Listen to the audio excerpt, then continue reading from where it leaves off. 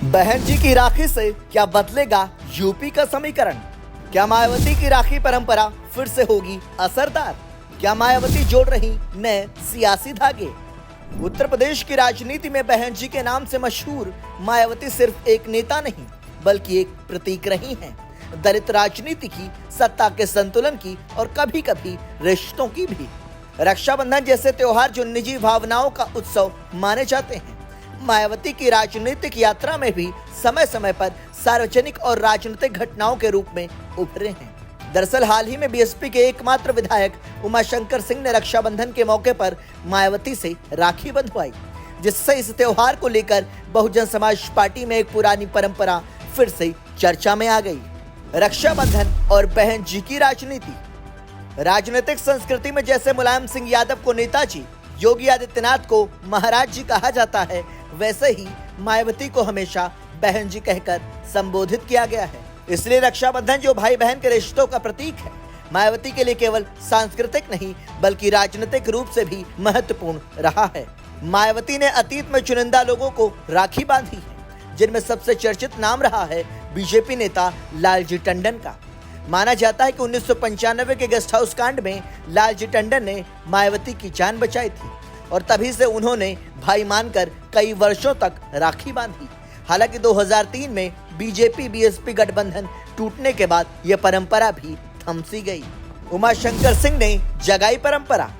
बलिया के रसड़ा से विधायक उमाशंकर सिंह ने सोशल मीडिया पर एक तस्वीर साझा की, जिसमें वो मास्क पहने मायावती से राखी बंधवा रहे हैं। उन्होंने लिखा, रक्षाबंधन के पावन अवसर पर परम आदरणीय बहन जी ने राखी बांधकर अपना आशीर्वाद दिया।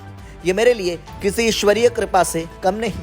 ये इशारा न केवल एक व्यक्तिगत भावनात्मक पल था बल्कि एक राजनीतिक संकेत भी हो सकता है। बीएसपी में फिर से एकजुटता और रिश्तों की राजनीति को बढ़ावा देने का प्रयास। बीएसपी में राखी की राजनीति का इतिहास। मायावती ने अतीत में हरियाणा के अभय चौटाला और बीएसपी नेता करतार सिंह नागर को भी राखी बांधी थी। हालांकि उन्होंने एक इंटरव्यू में कहा था कि वह कभी किसी के घर राखी बांधने नहीं जाती। अगर कोई राखी लेकर आता है तो वह उसे मना नहीं करती। वहीं समाजवादी पार्टी से बुआ भतीजा की राजनीति भी इसी रिश्ते की अवधारणा से निकली थी। हालांकि मायावती ने कभी मुलायम सिंह यादव को राखी नहीं बांधी। वहीं भीम आर्मी प्रमुख चंद्रशेखर आजाद, जो अब नगीना से सांसद हैं, उन्होंने एक बार मायावती को बुआ कहा था, जिस पर मायावती ने सार्वजनिक रूप से कहा कि वह किसी की बुआ नहीं है। यह बयान राजनीतिक दूरी को भी दर्शाता है। क्या मायावती की रणनीति में है कोई नया संदेश? बीएसपी के भीतर नए रिश्तों को फिर से सार्वजनिक करने की रणनीति क्या राजनीतिक संदेश दे रही है? क्या यह केवल संगठनात्मक मजबूती का प्रयास है या फिर किसी आगामी चुनावी गणित की बुनियाद? राजनीतिक विश्लेषकों का मानना है कि भले ही मायावती आज विपक्ष में हो, लेकिन बीजेपी के प्रति उनका रुख कई बार सॉफ्ट नजर आता है।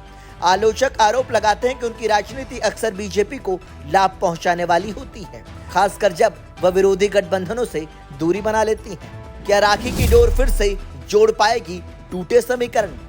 लालजी टंडन अब नहीं रहे, लेकिन मायावती और बीजेपी के बीच राजनीतिक समीकरणों की डोर क्या अब भी कहीं जुड़ी है? क्या उमाशंकर सिंह के इस प्रतीकात्मक कदम से बीएसपी एक नई रणनीति की ओर बढ़ रही है, जहां रिश्तों की राजनीति के सहारे संगठन को फिर से खड़ा किया जा सके?